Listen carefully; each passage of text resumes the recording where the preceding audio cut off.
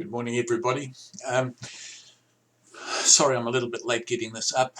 I did say that I would provide some sort of an explanation for you about some of the formatting that I used in the recent post that I put up, the Lest We Forget post that I put up in the Freedom's Call group.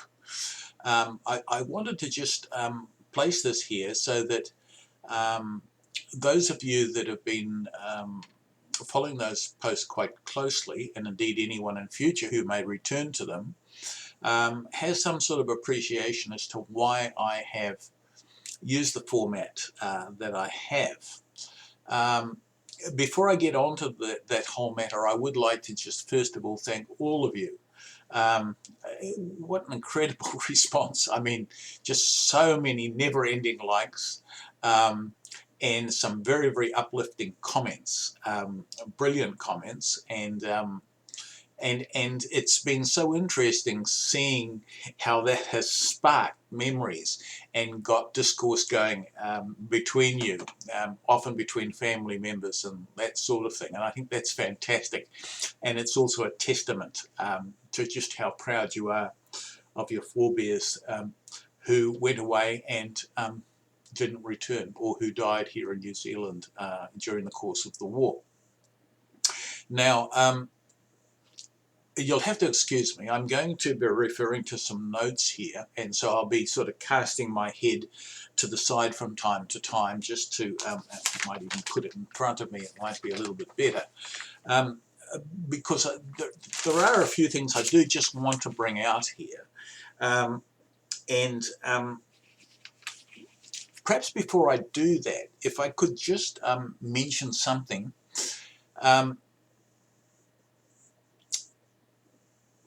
All entries that are on the Lest We Forget roll, whether that be on the 2nd NZEF or the Overseas Forces roll, all of the posts that I've put up should represent pretty much the Lest We Forget roll that I have here. So every name that's on that, I should have put a post up, and I believe I have done so. And you might say, well, you know, what criteria did you use for putting those names on the Lest We Forget roll? Well, obviously if someone was killed in action, died of wounds, killed in active service, and killed accidentally overseas in the course of service or whatever, they feature there automatically. But also there have been some that succumbed here in New Zealand, and particularly when we're looking at the other forces role, it's not very clear as to whether they may have served overseas or not. And it's not often easy to get that information.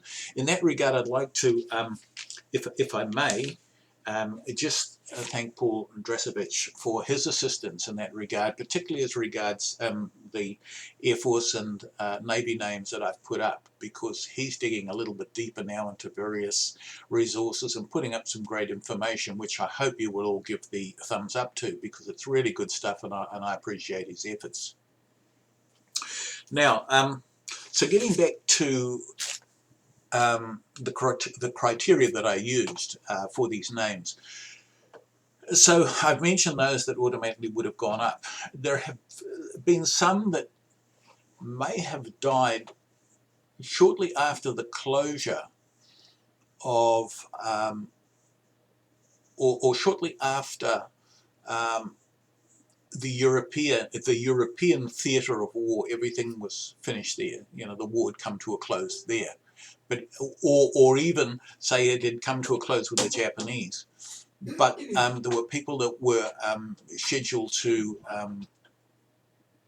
go with J-Force, and for whatever reason, they never made it. So if the intention was that they be enlisted to go with J-Force, or perhaps they were accidentally killed in training here in preparation to go to J-Force, then their name has appeared as well.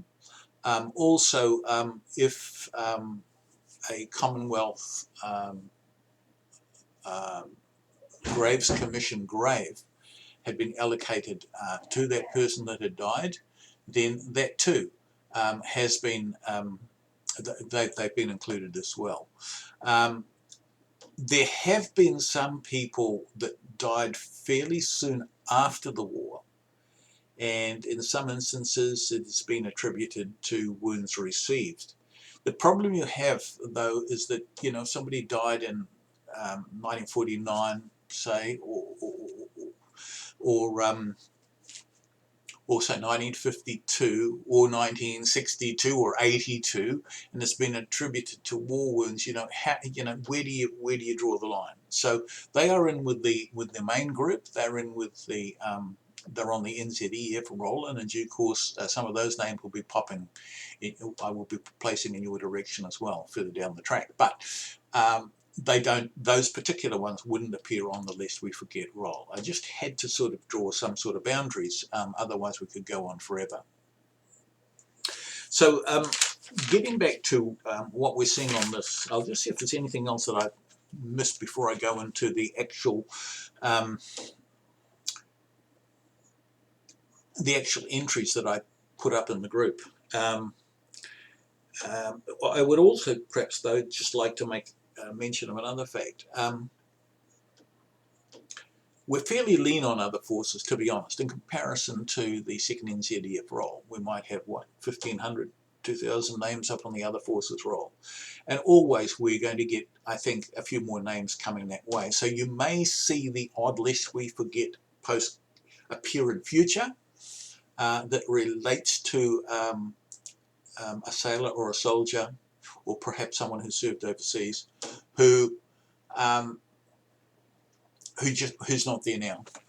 And that may happen, it may not. I doubt there will be too many second NZEF ones here. I think we've pretty well got every single one of those. But I just make that comment. We'll just go through now some of the entries and just what they mean. And I'm not going to cite individual entries. I'm just going to just make some comments. First of all, I'd like to explain that the entries that I have made, whether on the rolls and particularly as applies to you as regards the post that I put up in the group, these may not necessarily correspond with what you see in other places. That's something I would like to really drive home to you. So, for example, if you go to the Cenotaph site or the Commonwealth Graves Commission site, perhaps, or it could be some other site, it might even be the birth indices, you may find that the name differs slightly from what I have in. Let me just go back again. You may find that the name differs slightly from the name that I have put up as my prime source of reference. Now, there's a reason for that. I worked off the nominal rolls, and whether an entry was correct or incorrect, that was my source of reference. If a name was on the nominal roll, that was sort of in the left-hand column of the second NZEF roll. Okay, that was the primary source. Then there was an aliases column. Now that aliases column encompassed the likes of nicknames, aliases, names the person was believed to have been known by, and indeed in some instances outright errors. Okay, now for whatever reason the Cenotaph, after having transcribed some of this information directly off the rolls, has subsequently, in its wisdom, and I'm not saying that it's incorrect here, but it may have made changes to those names, perhaps based on what family may have told them or what they've found in resources elsewhere, in other websites. I've chosen not to do that. I mean, who am I to say whether a name, for example, is right or wrong? So my initial point of focus was the name as per the nominal roll, whether right or wrong. And then in the aliases column, we have this sort of mop-up. And you will see that reflected here. You're going to see that happening with the names of the soldier, sailor, or airman, as the case may be. But you'll also see it with family members. And so if you have a name, say, like William John, and William John Brown, for example, as he appears in the nominal roles, and as he may have appeared on my second NZEF role, I may have subsequently found out that he was William John Rudolph Adolph Brown. And so I would have put those remaining names, Rudolph and Adolf, in brackets. In other words, they fleshed it out a bit, but the original name that I had was not in brackets, if you understand what I mean. So I'm just covering all the different permutations there. And we'll leave it to you to decide how you want to know that person. And some of those aliases differ quite markedly. I mean, the surnames are completely different in some instances. So I just wanted to mention that fact to you. Okay, nicknames, aliases, and indeed, and as I said, this can include misspells. Okay, that's not true. Okay, so I think I've pretty much covered that. Now, a very similar thing has happened with regards next of kin. Of the nominal roles, you may only have the initial, son of Mrs. G. Brown. And subsequently, as a result of my research, I found out that her name was Gladys Olwyn Mary Brown. Or I may have found out, say, from the birth index, that the parent's name was Gladys Olwyn Brown. But I've since found out that there was another Christian named Mary, and so Mary would have been put in brackets. Often with Maori names, there are many, many variations. Sometimes Christian names have been turned around and put in different orders. Sometimes it's been a New Zealand equivalent, an English equivalent. Sometimes with a Christian name, say for example, the person's name was Aringa. I might later find out that it's also known as, say, Te Aringa. So again, the te in brackets. So you have all of those situations occurring, and I just wanted you to understand that again, when you're looking at parents and you're looking at partners, one cannot say with any degree of surety whether a name that, say, appears on the cenotaph or appears anywhere else for that matter is absolutely correct. I mean, even family get it wrong half the time. And if one looks at genealogical records, family tree records, one sees huge variations. You've only got to pull up Ancestry and you can see a number of entries. Perhaps there might be 20 trees relating to a single individual.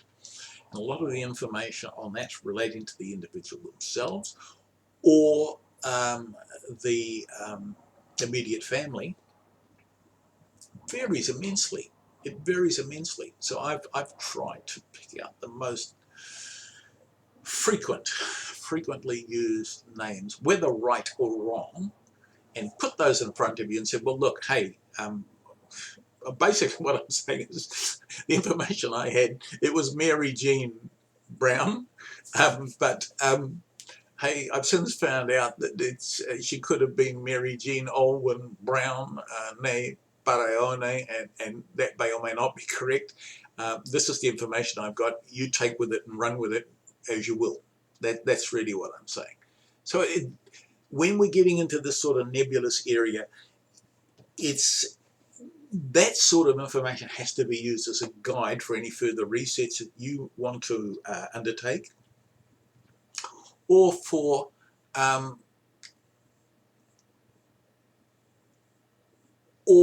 just wanting to look up say maybe one of your ancestors, whatever, So I just want to cover that. Christian surnames, tricks, again, spellings, often spellings in that area. I could almost say with 100% certainty some of those spellings were incorrect, but who am I to say? Okay.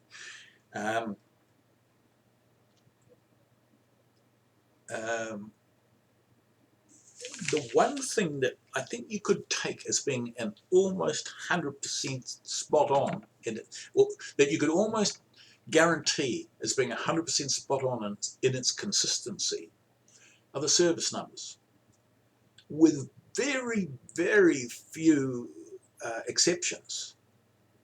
You can pretty much guarantee those service numbers are correct.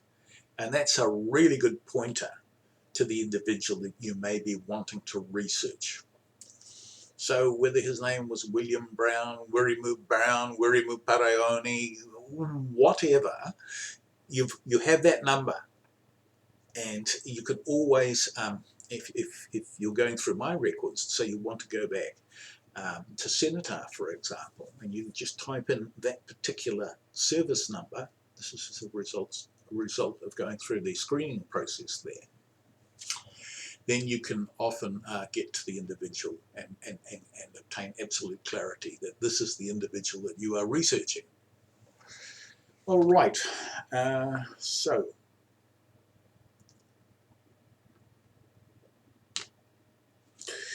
now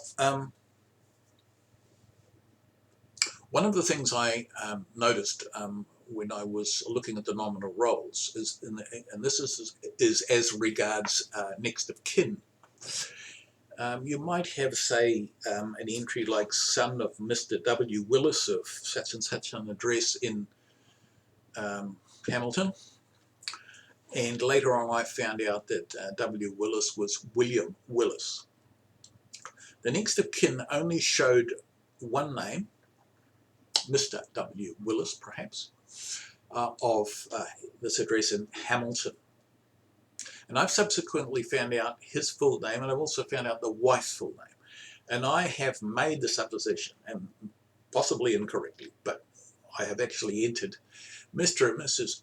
William, whatever name I just mentioned, of Hamilton, even though we have no guarantee that Mrs. ever did live in Hamilton, because the only information we had at the time of invocation, the next of kin was Mr., and he was living in Hamilton.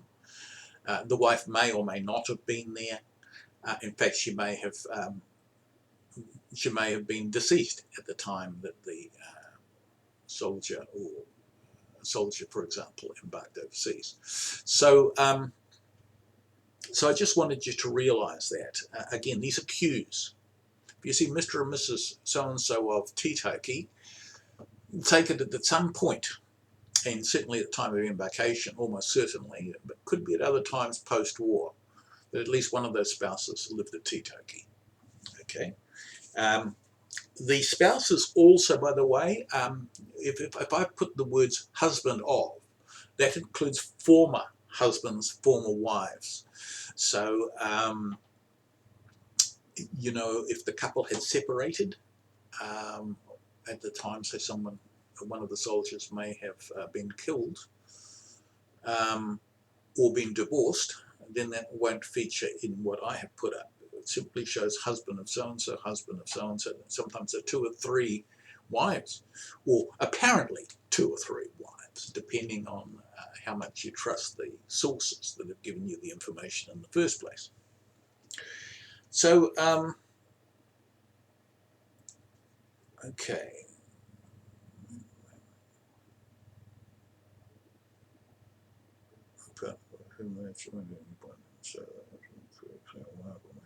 Okay, so that's all right.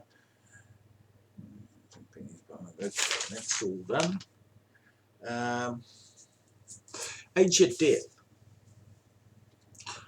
Again, the age that I have shown in the post that I put up may differ slightly from what you will find, say, on Cenotaph or on the CWG. In most cases, they will tie up, but in some instances, if I've known the date of death, and that's pretty much a foregone conclusion, and have been able to identify the date of birth. It may be that we're out by a year or so, and so I've done a correction on the assumption that the birth entry is correct. And again, that's not always correct. That's the other problem we face. But I've been inclined to place more reliance on the BMD entry than on just a say-so from a family member that this person was born in 1923 or something. So you will see that there. Okay. Age at death. Okay. Now, the other thing that I'd just like to mention, you'll see that not all entries had photos. I chose to put up only photos that had a profile of the person who had not returned. You will find up on Cenotaph often substituting profile photos, photos of the grave, photos of gardens or memorials, memorial portals, rolls of honour. You will see those up there, excuse me, and I've chosen not to put those up. I didn't want there was a reason for that. If I was to put up a roll of honour for one person, the chances are that you would see that photo repeated a number of times as you went through with other servicemen, and I just didn't really want to sort of turn this into something more like an online cemetery or something like that, so I thought, let's stick with the profile photos only. If there's not one, I'll put nothing up. Now, that said, I would encourage any of you who wish to put up photos like those that I've mentioned, for example, a photo of the gravestone, a photo of maybe a roll of honour, or anything like that at all. Any other resource relating to that person, please feel free to do that. And I mentioned Paul Drasovich, who has done that already and is doing that, and I appreciate that, really do appreciate it, because it fleshes out so much more information about that person. And you may have other stories that you'd like to share with us. Necessarily, because we're talking about a role that has, well, if we look at the second NZEF role, for example, we're looking at around 8,000 entries. Now, there is a limit to how much I am able to collate on each and every person. I have attempted to focus on the most critical information that will enable someone to carry on, to look up one of their forebears, or to undertake further research. That's been the objective, while at the same time presenting in such a way that it gives that it affords due respect to that person and honours that person appropriately. But anything else, hey, go for it. Now, I'd just like to wrap this up by saying, and I may have even covered this already, but I'd just like to re-emphasize this. Absolutely wonderful seeing the huge number of likes. We've gained a few members during the course of this exercise. I've lost one, I think, but I've probably gained 30 or 40 new members to the group during this exercise. And I hope that it wasn't a little bit off-putting, because there was no other content really much being posted at all. I just went through this whole thing. I thought I'd blitzed a lot of them. I'd do everything in one big chunk, and I pretty much have done that. And because I knew if I didn't do it and kept waffling on about doing it at some future time, it would never get done. So that's why there's been this immense focus on getting it in front of you. And I really am chuffed at the number of likes that I've received. And as I say, these fantastic comments.